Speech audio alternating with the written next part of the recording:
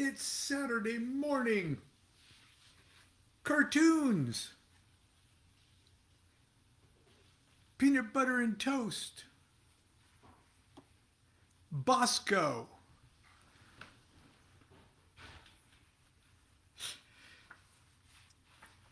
Lon. Good morning, everyone. Happy Saturday. And we're continuing with our little examination and discussion of Yod He Vav He, which everybody wants to do on Saturday. After all, it's the Sabbath. Okay, yesterday we talked about Yod He Vav He as the four Kabbalistic worlds. Remember, we had that obelisk, and we had the worlds of Adzilith, Ruach, Yetzirah, and Asaya. And because we're made in the image of deity, Kabbalistically speaking, we've got that same building, that same obelisk in ourselves. Only the four parts, starting at the top, are the Chai, the Neshama, the Ruach, and the Nepish. And we'll talk about that in a second. And we're doing it through the vehicle of the never-produced documentary, Let's Learn Chicken Kabbalah. It's a documentary that never was, written by a rabbi who never was either. And he's just gotten through talking about those four Kabbalistic worlds, okay? And he's sitting in an easy chair in the documentary, and the camera starts to zoom in slowly on the peaceful face as he falls asleep in the easy chair. So the camera keeps going in till it's an extreme close-up, and the image blurs completely, then refocuses on the rabbi's face. Then it pulls back to reveal the rabbi's dead body lying on its back on a dissection table in a morgue. And this is the segue, of course, to the Kabbalistic Autopsy sketch. And here we are. Instead of cartoons, we have the rabbi's documentary. Part 2, the four parts of the soul. The sketch is the Kabbalistic Autopsy. Of course, I'm reading from the Chicken Kabbalah of Rabbi Lamed Ben Clifford. Available everywhere. Brought to you by Nabisco.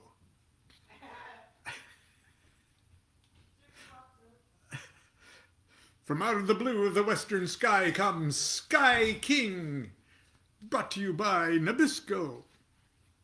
But I digress. Location, scene 1, location, operating room of morgue. The rabbi's body is on the table.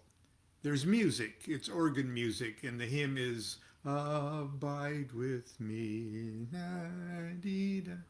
It's a funeral song, in case you didn't recognize that. The rabbi in voiceover. Then shall the dust return to earth as it was, and spirit return unto God who gave it. That's also a quote from Scripture that's always used at funerals and things. Okay. The music stops. The rabbi narrates.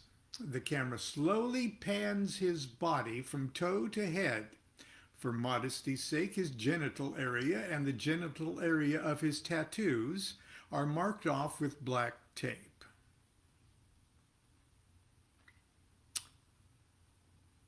The rabbi narrates. I really look natural, don't I? This is the dissection room of the Kabbalistic morgue, and I have volunteered my body for a little demonstration for the four parts of the soul. Because humans are made in the image of the deity, We reflect the same dynamics as our huge and eternal counterpart. Each of us is a 4-story Yod-He Vav-He with our own little Atzilith, Braya, Yetzirah, and Asaya right here inside us. 4 parts of our soul, which Kabbalists refer to as, starting at the top, the Chai, and that's spelled C-H-I-A-H usually.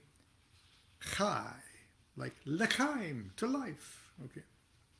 The Chai, the Neshama, Ruach, and the Nepish. Like the Kabbalistic worlds, the 3 lowest parts of the soul are just the distorted image of our real identity, Chai, the life force itself. Okay. The rabbi continues. The lowest part of the soul, which corresponds to Asaya, the material world, is called the Nepish, animal vitality or animal soul. The physical body is not really the Nepish, but the veil of the Nepish. I call it Nepish crust. As science advances and we learn more and more about the neural electrical magnetic nature of the body, it gets harder to determine where the crust leaves off and the Nepish begins. Let's just say, for starters, that the Nepish is the primitive level of consciousness we share with the animal kingdom, our instincts, our primitive appetites, emotions, and sex drive, our survival mechanisms. We observe the Nepish manifest most clearly in individuals who, because of unfortunate circumstances, are deprived of the proper function of the rational mind. We can also spot it in ourselves in moments of blind rage, or when we are so frightened of a fire we jump out of the window of a 16th-story building, or when we get so horny we forget this fling will ruin our lives. Wild and dangerous as the Nepish can be, it makes each of us complete, an accurate reflection of the great spiritual reality. It's where we live. It's our personal Asaya. And every angel in the celestial realms would give its right wing to own one. Now, a morgue doctor in surgical clothes moves into the picture. She takes a scalpel from the instrument tray and moves toward the rabbi's head. The camera zooms in on the neck area as the scalpel blade nears the throat. The camera moves away before the incision is made. The rabbi continues in his voiceover narrative. The part of the soul that corresponds to Yetzirah, the formative world, is called the Ruach, the intellect. Just as the physical body is the crust of the Nepish forms the crust of the Ruach. Scene 2. The location is a medical laboratory complete with Bunsen burners, glass tubing, and electronic instruments. Special effects. The rabbi's severed head is sitting up on its neck, facing the camera. It's resting in a shallow laboratory pan half filled with liquid. Several tubes lead from the liquid to bubbling beakers. The rabbi's head opens its eyes and now becomes the narrator. I don't understand why this documentary was never produced. The rabbi's head starts to talk. Don't try this at home. This is just a cheap trick to introduce us to the next part of our soul, the Ruach. Above the Nepish, corresponding to the world of Yetzirah and the Vav of the Tetragrammaton, is the Ruach, the intellect, the vehicle of self-awareness. Now, obviously, my physical head and brain are not the real Ruach, because all organic things are too gross to qualify for ruachhood. But if you look at my head here in this laboratory pan, I want you to think. If your feet and your legs were amputated, you would still be you, right? And if your arms were amputated, wouldn't you still consider yourself you? Provided science could keep you alive, how much of your body could be amputated and removed before you would lose your you-ness? You might answer you'd still be you as long as you can think and maintain consciousness of yourself. But that's the big ruach lie. Thinking and consciousness is not the same thing. Not the same thing at all. The ruach part of your soul monopolizes your attention to such a degree that you identify yourself completely with the thinking process. Descartes fell for this hook, line, and sinker when he said, "Cogito ergo sum," I think, therefore I am. Ultimately, the real you doesn't need the think part of the equation to maintain consciousness. Even if you could no longer think, there would still be you. And there would still be consciousness. The ruach part of your soul, however, is incapable of grasping this subtle fact. It is unable to transcend itself to imagine a self without thinking. Like a narcissistic and domineering mother, ruach consumes your full attention, causing you to think about life rather than live it, seek understanding rather than enlightenment, comprehension rather than bliss. Now the morgue doctor again moves into the picture. She picks up a power drill. The camera zooms in on the rabbi's head as the doctor places the drill tip directly to his forehead and the area of the third eye. The camera moves away before the drilling begins. The rabbi's head continues his narration over the sound of drilling. Bzzz.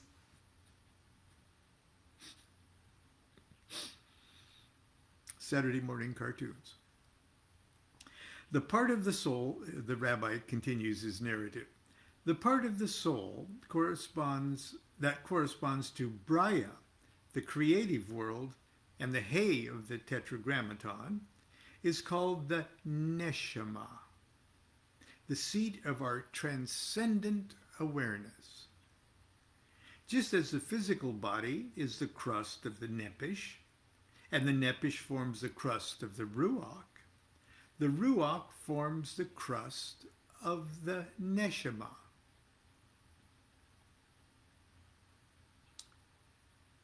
Special effects. The camera enters the darkness of the neatly drilled hole in the rabbi's forehead. The rabbi continues. Practitioners of ceremonial magic often argue with each other over the question, are angels, demons, and spirits and other magical phenomena objective or subjective realities? Do they exist outside of us, or are they just in our heads? The answer is simple. The spirits and every other denizen of objective reality are all in your head. Only you have no idea how big your head is. Scene 3.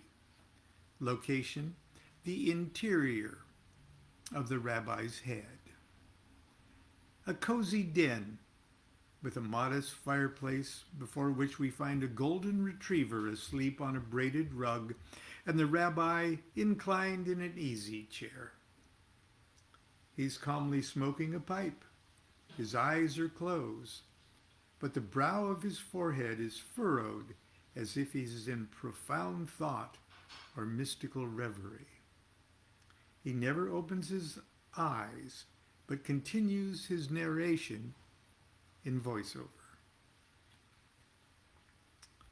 The neshama, the Thomas Edison archangel part of your soul, is the soul intuition. It's our transcendent awareness. That part of us that rises above the thinking process and vibrates in greater harmony with the ultimate reality. We can't really understand the neshama because the machinery of our thoughts is based in ruach and can only take in so much information before going into overload and breaking down. For our illustration here, we view my neshama as being centered inside my physical skull. It may or may not be centered there, but there is one thing for certain. The neshama part of our soul reaches infinitely farther than the confines of our physical body. As a matter of fact, for all intents and purposes, the scope of the neshama is infinite. It is in touch with energies and levels of consciousness our ruach would not understand, even if it could conceive of them. We've all heard stories of mothers separated from their children by hundreds or thousands of miles, knowing instinctively when their young ones are in danger. Is this because at the traumatic moment the child emits some kind of signal, or is that's telegraphed across the ocean to the mother? No. It's because the mother's neshama is so huge the child could never escape it, no matter how many miles separate their physical bodies. A mother's intuition is only a very primitive example of the transcendent awareness. It's clear to me that if it were possible to understand the scope and potential of the human neshama, we would solve many of the mysteries surrounding the so-called supernatural events of religious traditions and the unanswered questions of modern psychic research. The highest part of the soul that corresponds to the Atzilith, or the archetypal world, and the yod of the Tetragrammaton, is called the Chai. It is the undiluted life force itself and our true identity. All the other parts of the soul are veils of the Chai. Just as the physical body is the crust of the Nepish, and the Nepish forms the crust of the Ruach, and the Ruach forms the crust of the Neshama forms the crust of the Chai. If we found the neshama was hard to talk about, our Chai is even more challenging. And somewhere in the house here we've got like Russian dolls, only they're penguins. A penguin inside. And I wanted to use that for an illustration for all of these crust type things. But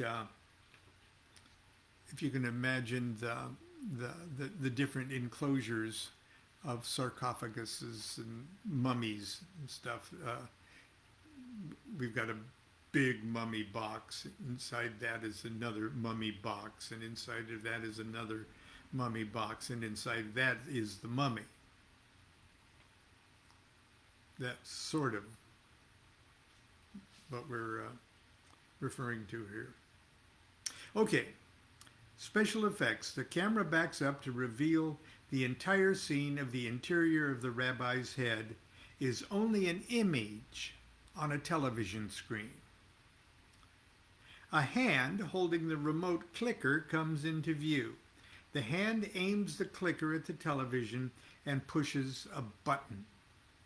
The television screen changes to the blank and snowy image found between channels.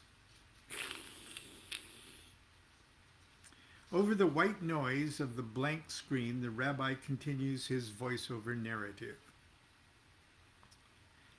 We've all seen this snowy image and heard this irritating hiss whenever we tune a television channel that isn't carrying a broadcast signal.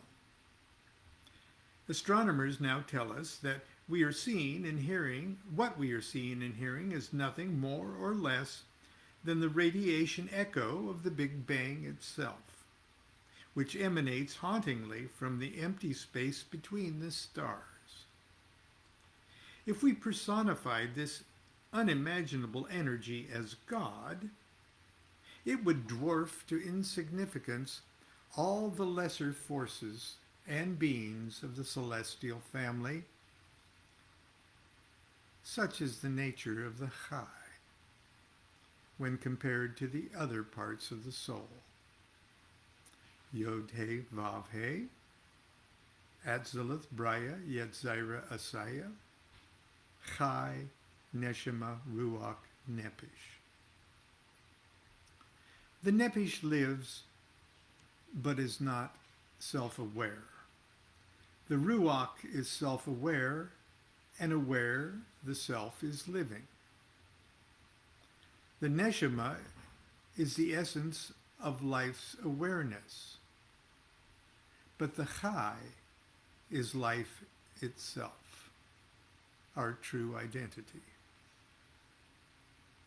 If there is any purpose for our incarnations, it is to perfectly integrate the four parts of our soul so that we can function as perfect units of the Supreme Consciousness and uninhibitedly manifest that consciousness on all planes of existence. Special effects.